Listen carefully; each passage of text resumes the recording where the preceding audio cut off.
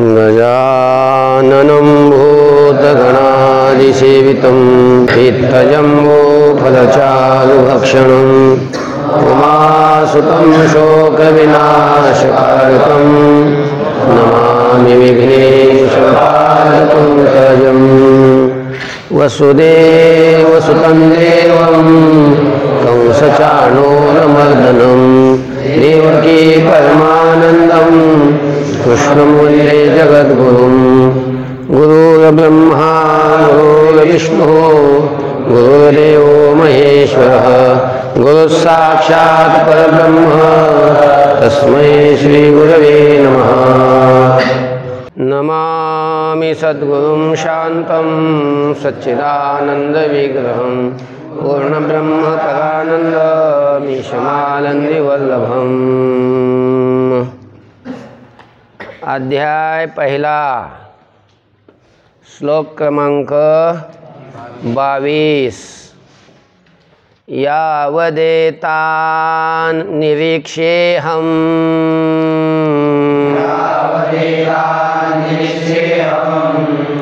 योद्धुकामानवस्थितान् कैर्मया सह योद्धव्यमस्मिन् रणसमुद्यमे। यावदेतान् निरीक्ष्येऽहं योद्धुकामानवस्थितान्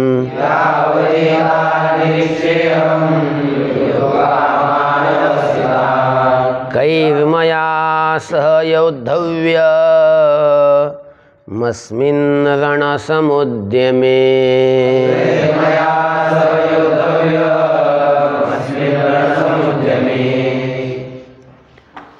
यावत पदच्छेद बघा, यावत एतान निरीक्षे अहम योद्धुकामान अवस्थितान कैहि मया सह योद्धव्यम अस्मिन् रणसमुद्यमे।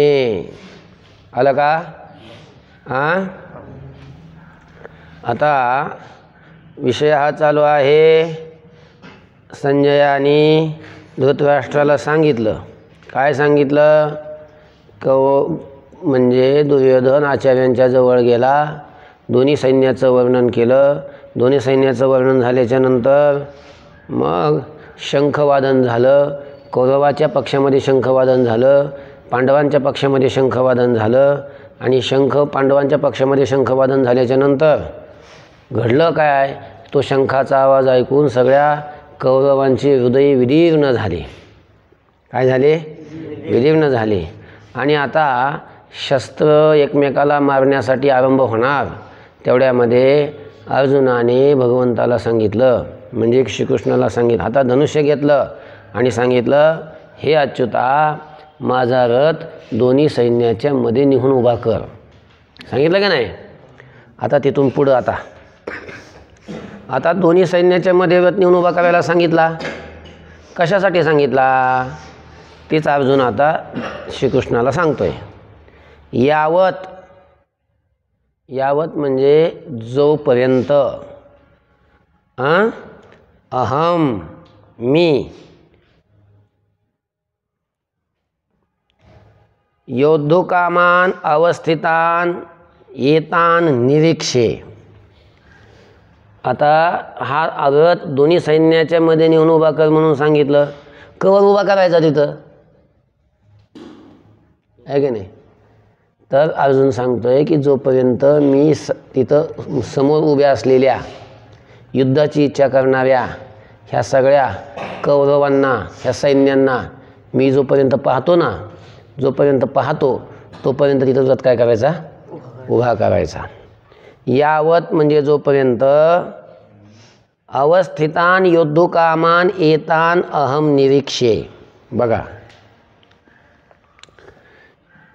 अवस्थितान म्हणजे उभ्या असलेल्या, आणि योद्धुकामान युद्धाची इच्छा करणाऱ्या, कामना करणाऱ्या, एतान यांना, यांना म्हणजे कोणाला? कौरवांना किंवा कौरव पक्षातल्या सर्व सैन्यांना अहम निरीक्षे, मी काय करीन? पाहीन, निरीक्षण करील. तोपर्यंत व्रत उभा करायचा. आणि मला काय निरीक्षण करायचं माहिती आहे? म्हणजे काय पाहायचं यांच्यामध्ये? तर खालच्या वेळी सांगतोय अर्जुन की अस्मिन रणसमुद्यमे, दिसलं का? अस्मिन रणसमुद्यमे, या रण उद्योगामध्ये, आता युद्ध करायचं ना, आता युद्ध करायचं या युद्धामध्ये, या युद्धभूमीमध्ये, मया माझ्याकडून कैही सहयोद्धव्यम, कोणाच्या बरोबर युद्ध करायला पाहिजे हे पाहायचं आहे मला, आहे की नाही? की आता यांच्यामध्ये, या रणसमुदायामध्ये, उद्योगामध्ये माझ्याकडून कोणाबरोबर युद्ध करायला पाहिजे, मी कोणाबरोबर युद्ध करायला पाहिजे ते पाहायचं आहे. लक्षामध्ये कळला का श्लोक? अजून एकदा सांगू का? बघा, यावत म्हणजे जोपर्यंत अवस्थितान युद्धकामान एतान अहम निरीक्षे, उभ्या असलेल्या युद्धाची कामना करणाऱ्या या सैन्यांना मी काय करतो? पाहतो. काय पाहायचं आहे? तर मया माझ्याकडून अस्मिन रणसमुद्यमे कैही सहयोद्धव्यम, या रणसमुदायामध्ये, या रण उद्योगामध्ये माझ्याकडून कोणाबरोबर युद्ध करायला पाहिजे हे काय करायचं आहे? पाहायचं आहे. याचं मी निरीक्षण करीन. बरं. योत्स्यमानानवेक्षेऽहम् य एतेऽत्र समागताः धार्तराष्ट्रस्य दुर्बुद्धेर् युद्धे प्रियचिकीर्षवः योत्स्यमानानवेक्षेऽहम् य एतेऽत्र समागताः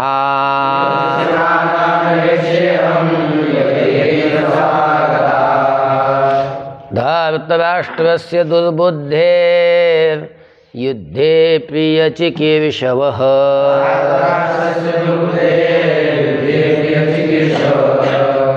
पदच्छेद बघा.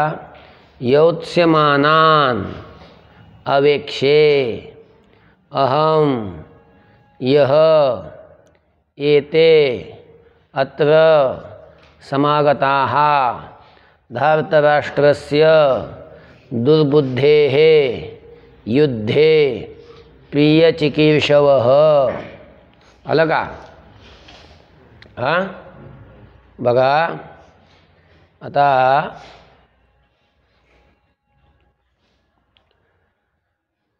युद्धे अन्वयामध्ये काय घ्यायचं? युद्धे म्हणजे युद्धामध्ये. दुर्बुद्धे हे धार्तराष्ट्रस्य प्रियचिकीर्षवः ये एते अत्र समागताः. इथं ये बरं का, तिथं ये काय, तिथं ये. योत्स्यमानान अहम अवेक्षे असं आहे ते. आलं अन्वय. खालच्या वळीत या. युद्धे युद्धामध्ये, युद्धे म्हणजे काय? युद्धामध्ये. धार्तराष्ट्र दुर्बुद्धेः धार्तराष्ट्रस्य, ज्याची बुद्धी कशी आहे? वाईट आहे, त्याला दुर्बुद्धी म्हणतात. असा कोण आहे? दुर्योधन. दुर्योधन धृतराष्ट्राचा पुत्र. धार्तराष्ट्र धृतराष्ट्राचा पुत्र कोण आहे? म्हणजेच कोण? दुर्योधन. त्या दुर्योधनाचे प्रियचिकीर्षवः, प्रिय म्हणजे चांगलं व्हावं अशी इच्छा करणारे, प्रिय इच्छिणारे, युद्धामध्ये दुर्बुद्धी असणाऱ्या धार्तराष्ट्राचं म्हणजे दुर्योधनाचं प्रिय चिकीर्षवह म्हणजे हित इच्छिणारे, म्हणजे दुर्योधनाचा विजय व्हावा अशी इच्छा असणारे. कळलं का? ये म्हणजे जे, येते म्हणजे हे, जे हे, अत्र समागता या ठिकाणी आलेले, गता म्हणजे गेलेले, आगता म्हणजे आलेले, आणि त्याला समुपसर्गाला आले, चांगल्या प्रकारे आलेले सज्ज होऊन युद्धासाठी, म्हणून समागता. आलं? जे आलेले आहेत. आणि यौत्स्यमानान, आता जे युद्ध करणार आहेत, आता युद्ध करणाऱ्या यांना अहम अवेक्षे, मी काय करीन? पाहीन किंवा पाहतो, मी यांना पाहतो. आलं? अजून एकदा सांगायचं का? बघा, युद्धामध्ये दुर्बुद्धेः धार्तराष्ट्रस्य प्रियचिकीर्षवः, दुर्बुद्धी असणाऱ्या धार्तराष्ट्राचे म्हणजे दुर्योधनाचे प्रियचिकीर्षवः म्हणजे हित इच्छिणारे, ये म्हणजे जे लोक आहेत ते येते अत्र समागता आहे की नाही. येते जे हे, अत्र समागता जे हे या ठिकाणी काय झालेले आहेत? आलेले आहेत आणि युद्ध करणार आहेत. असे त्या युद्ध करणाऱ्यांना, योत्स्यमानान म्हणजे युद्ध करणाऱ्यांना, अहम अवेक्षे मी काय करतो? पाहतो. आलं? संजय उवाच एवमुक्तो ऋषिकेशो गुडाकेशेन भारत सेनयोरुभयोर्मध्ये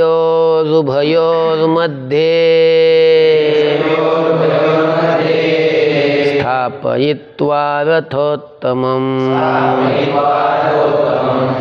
एवमुक्तो ऋषिकेशो गुडाकेशेन भारत सेनयोरुभयोर्मध्ये स्थापयित्वा रथोत्तमम्.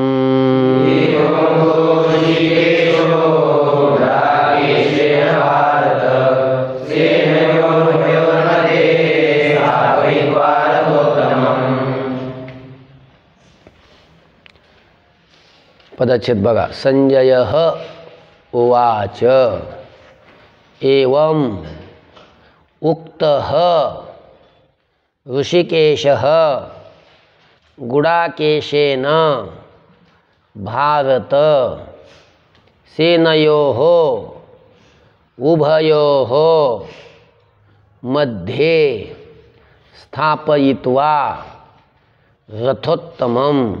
हा झाला पदच्छेद. आलं? आणि अन्वय सांगताना दोन्हीचं एकत्र अन्वय आहे म्हणून दोन्ही श्लोक आता एकदा सांगतो. हां. भीष्मद्रोण प्रमुखतः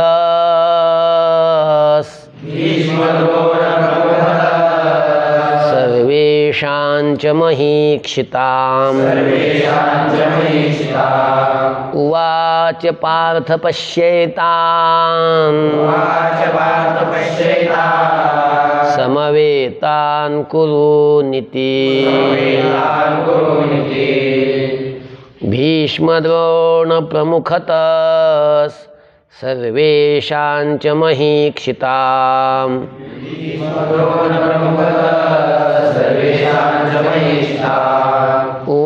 उवाच पार्थ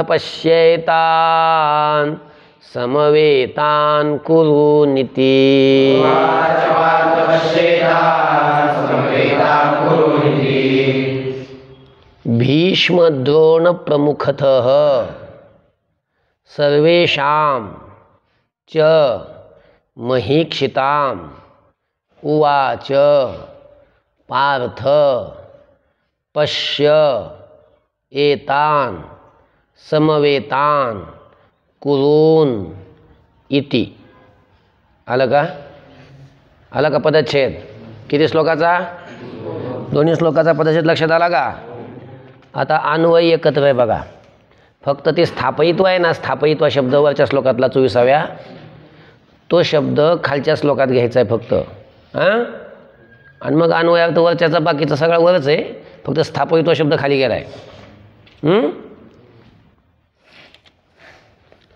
बघा, संजय उवाच, संजय म्हणाला, अर्जुनाने देवाला सांगितलं की माझा रथ तिथं नेऊन उभा कर आणि तिथं मला कोण कोण युद्धाला आलेले आहेत, आहे का नाही, मी कोणाकोणावर युद्ध करायला पाहिजे हे मला बघायचं आहे का नाही, असं सांगितलं. आता संजय म्हणतोय धृतराष्ट्राला, भारत, काय म्हणतोय, म्हणजे धृतराष्ट्राला भारत म्हणतोय. भारत हे संबोधन आहे आणि कोणाला उद्देशून आहे, धृतराष्ट्राला उद्देशून आहे. मग धृतराष्ट्राला भारत का बरं म्हटलं, कारण भारतात राहतो म्हणून नाही, भारताचा राजा म्हणून नाही, आपला जो देश आहे या किंवा जाऊ द्या देशाचा जाऊ द्या, तर धृतराष्ट्राचा जन्म भरतवंशामध्ये झालेला आहे. कुणाच्या, भरतवंशामध्ये. भरत सम्राट चक्रवर्ती राजा होता, खूप चांगला राजा होता भरत राजा, आणि त्या भरतामुळं आपल्या देशाला, राष्ट्राला भारत नाव पडलेलं आहे. अशा त्या भरताच्या वंशामध्ये हा धृतराष्ट्र जन्माला. सगळे पांडव बी त्याच वंशातले आहेत, कौरव बी त्याच वंशातले आहेत, म्हणून सगळ्यांनाच भारत म्हणतात. पुढं येणार ते सगळ्याला भारत. अर्जुनाला म्हणताना बी भारतच म्हणतात, धृतराष्ट्राला बी भारतच, आहे की नाही. तर कारण त्या भरताच्या वंशामध्ये यांचा काय झाला, जन्म झाला. धृतराष्ट्राचा जन्म भरताच्या वंशामध्ये आहे, भरतवंशात जन्माला म्हणून भारत.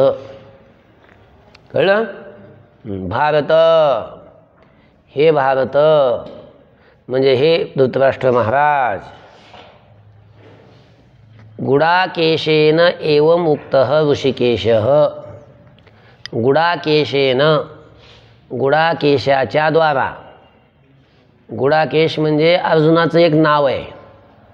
अर्जुनाची जी काही वेगवेगळी नावं आहेत, अर्जुन, पार्थ, धनंजय, सव्यसाची, असे जे वेगवेगळे अर्जुनाची नावं आहेत, फाल्गुन, तसं एक गुडाकेश हे अर्जुनाचं काय आहे, नाव आहे. गुडाकेशेनं म्हणजे अर्जुनाने, गुडाकेशेनं म्हणजे काय, अर्जुनाने. आता गुडाकेश का बरं म्हणतात अर्जुनाला माहिती आहे, गुडा नावाची मुद्रा आहे. ऐका, वेगवेगळ्या मुद्रा असतात बघा, ही अशी मुद्रा, अशी मुद्रा, ही अशी मुद्रा, ही अशी मुद्रा, ही अशी, हाताच्या वेगवेगळ्या काय असतात, ह्या मुद्रा असतात. तर अंगुष्ठ आणि तर्जनी, ही बोटाची नाव माहिती आहे का तुम्हाला, याला अंगुष्ठ म्हणतात, याला तर्जनी म्हणतात, याला मध्यमिका म्हणतात, याला अनामिका म्हणतात आणि याला करंगळी म्हणतात. तर तर्जनी कोणती आहे, ही तर्जनी आहे, ही अंगुष्ठ आहे. आणि तर्जनीचा आणि अंगुष्ठाचा योग झाला म्हणजे हे अंगुष्ठ आणि तर्जनी अशी जो लावली एकमेकाला, त्याचा संबंध आला की हाताची जी मुद्रा तयार होते, ही दिसली तुम्हाला, ही मुद्रा, या मुद्रेला म्हणतात गुडा. काय म्हणतात हिला, हिला गुडा म्हणतात, असं हिला गुडा. तर गुडा मुद्रेमध्ये एकदम अशी वर्तुळाकार अशी ती मुद्रा असते बघा. अंगुष्ठ आणि तर्जनी जर आपण बघितली तर दोन्हीचं एक असं एक गोल वर्तुळ तयार होते. दिसलं का, दिसतंय का असं, हां.